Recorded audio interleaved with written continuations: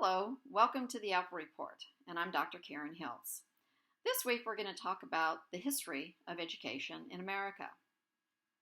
Many of you may remember watching Little House on the Prairie when you were younger and how the children would get up and do a few chores and then go off to school, their one-room schoolhouse where they would learn their reading, writing, and arithmetic, and then go back to the farm and finish their chores and other responsibilities they had. Now, that was common because we were largely an agrarian community society economy at that time.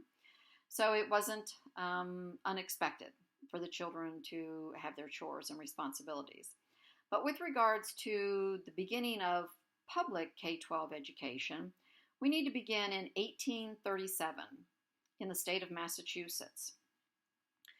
They created a Board of Education, and a gentleman by the name of Horace Mann was elected as the secretary of that board. Now, he was an advocate for a common school system and for it to be funded by local taxes. Now, he's not the only one who advocated for issues like this. You may have heard of individuals such as Catherine Beecher or John Dewey, who were instrumental with regards to promoting a public education system as well. But Horace Mann is the one who is credited as being the father of education. Now let's move into the 1860s, where President Andrew Johnson created an Office of Education. That office was created basically to gather information and statistics as it related to schools and the education of our populace. Now, notice that it was an office, not a department. Okay? It was housed in various federal departments throughout a period of time, such as the Department of Interior at one point in time, or the Department of Health and Human Services, what we know today as HHS, until the 1900s.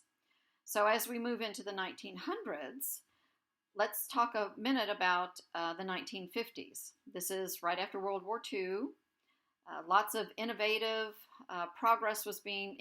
and progress were being realized based on the war effort and things that were coming out of the war.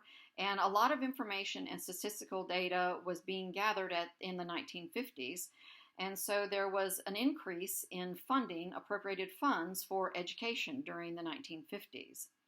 Then we move into the 1960s, and under President Lyndon Baines Johnson and the war on poverty, there became a significant increase in funding, appropriated funds for education of our populace. Then in 1979, under President Jimmy Carter, the U.S. Department of Education was created. Now, this is the department that we know today. But in reality, they still are a warehouse for information and statistics. Yes, they do provide an element or an amount of funding for public K-12 education, but it is a small amount compared to what state and local governments contribute from a funding perspective.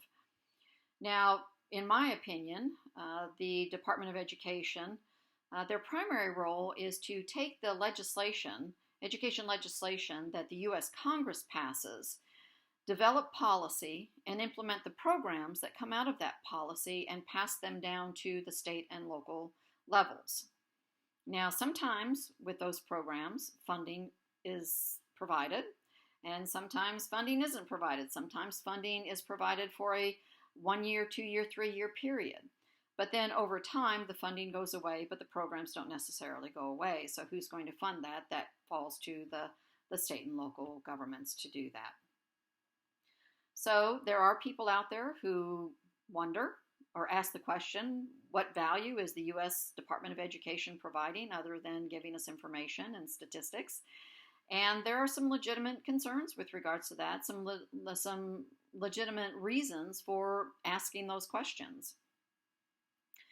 But to talk about the history of public education in America, we need to go back to 1837 to the state of Massachusetts to a gentleman by the name of Horace Mann.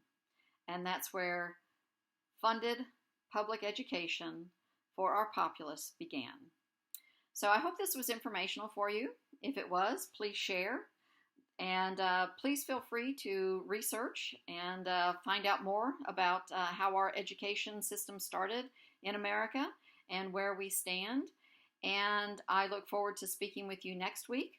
We're going to dive into the federal constitution and a couple of elements that relate to that. And then we will move into state constitutions before we get into the actual education issues that we hear about all the time in today's world. Thank you.